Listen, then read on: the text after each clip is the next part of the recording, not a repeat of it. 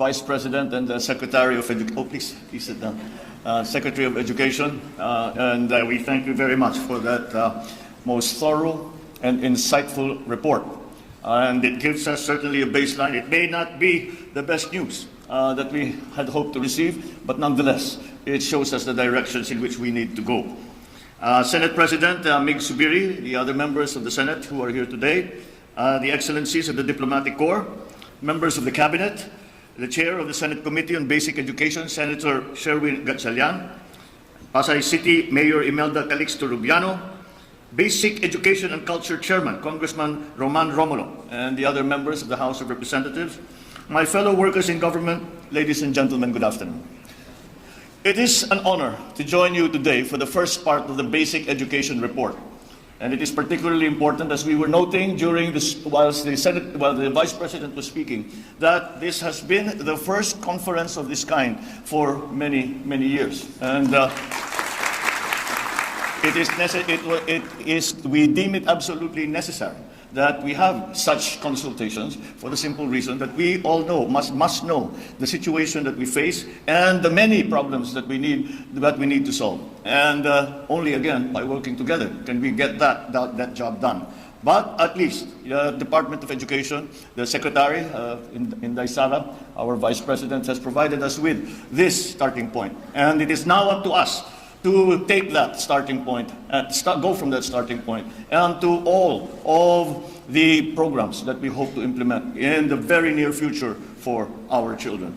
I think that if there is one thing that we took from the comments of the Secretary, Vice President in Daisara, is that the Filipino is better than this. The children are better than this. And we cannot fail. And that is the main motivation that we should keep in our hearts. We have failed them. We have to admit that. We have failed our children. And let us not keep failing them anymore. Otherwise, we will not allow them to become the great Filipinos that we know they can be. They will not become the great Filipinos that will be recognized not only by their fellow Filipinos, but many people around the world. And thus, it once again reminds us that education is the most valuable service that the government can give to its citizens. If there is nothing else, after preservation of life and limb, education comes next. And with that, with a well-trained populace, with a well-trained and highly experienced workforce, then everything follows. The Philippines will succeed. So we in the administration recognize the challenges and issues facing our education sector, all of which must be confronted with an open mind and compassion for those who might have fallen behind over the past few years. I am confident that we will see noticeable improvements moving forward because our Department of Education, that is spearheaded by no less than our hardworking Vice President in Daisara Duterte, is there.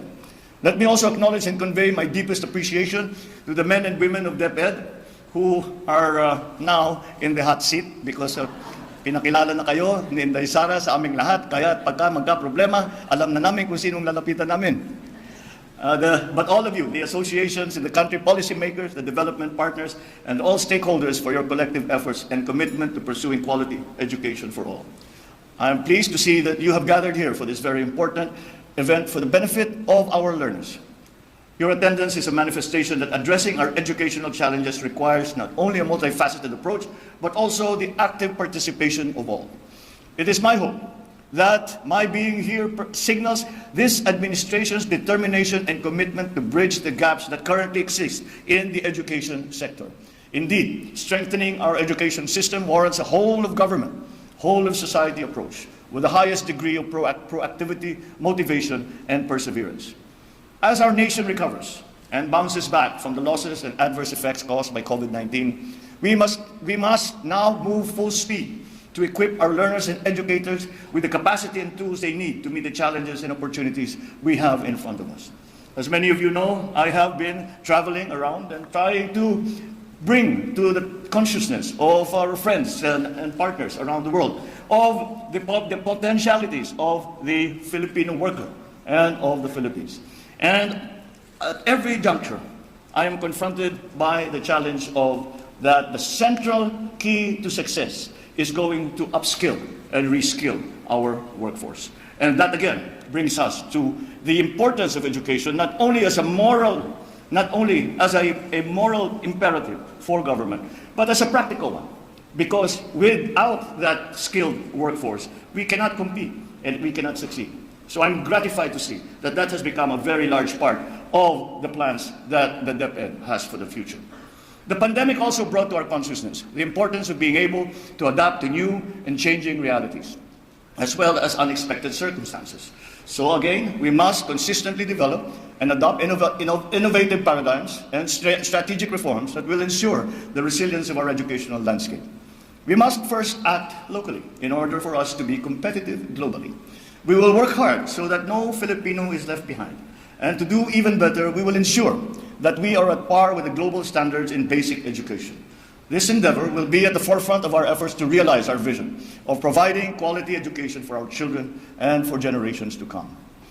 I have previously mentioned that this administration will at no point scrimp on investment in our educational sector and in our young learners. And I am here today to reaffirm that commitment. We will build infrastructure.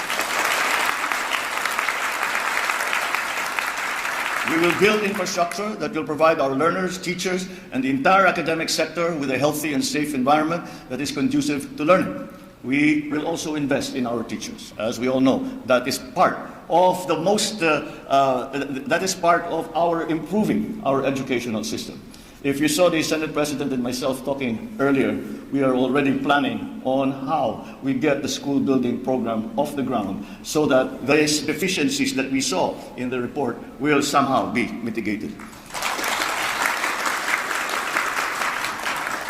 Our teachers are there because it is a vocation. Teachers do not become teachers because it is their job. Teachers do not become teachers because they want to become rich. Teachers become teachers because they have to.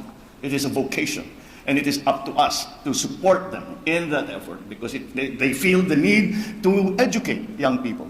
And we are blessed that we have such teachers, and we should hold them close and do all we can to support them so that they can do to the best of their ability what they have pledged to do. So we invest in our teachers. We will offer them multiple opportunities that meet both their personal and professional needs. We will offer them the support they need in terms of resources, in terms of programs and policies, so that they can effectively perform the roles as teachers and mentors of our children. It is my firm belief that quality teachers yield hardworking, productive, and law-abiding citizens. We will also invest in our learners by giving them the right tools and mechanisms that they need in their day-to-day schooling. Let us take advantage of the new technologies and innovations that will provide them convenience and efficiency in their pursuit of learning. Aside from advancing their academic competencies, it is also imperative that we hone them to become productive and responsible members of our society. Let us embrace the DepEd's theme, and a fine one it is, Bansang Makabata, Batang Makabansa. In that way, we can produce young citizens who are not only productive, but also harbor genuine love and passion for our country. That is why I have always been consistent in expressing my full support to the DepEd's plans to take critical, bold, yet sustainable actions that will improve our country's educational sector and address learning challenges. It is something that I have been espousing throughout my entire professional career. And at every position that I have ever held, the very first action I ever took was always to find a way to help our teachers. I know the conditions that they have to work in, I know the difficulties that they have to face, and yet they come to school and look after our children. That is a blessing. So I stand behind you as we come up with a long-term vision and forward-thinking solutions that will benefit our children. I would like to emphasize, however, that government is not able to execute this task alone. As I said earlier, strengthening our education system warrants the support of each one of us that are present here today. All of us have roles to play. We have parts to contribute. And so let me issue a challenge to you all to become active key players in this effort. Let us join hands and act in unison as we build the best education system that the Philippines has ever seen. We owe it to our children to prioritize their well-being and give them the highest possible quality of education so they may become the innovators and the leaders of tomorrow, not only of the Philippines, but of the world. With our united efforts, I am confident that we will succeed and bring forth a better, brighter, more prosperous future for our children.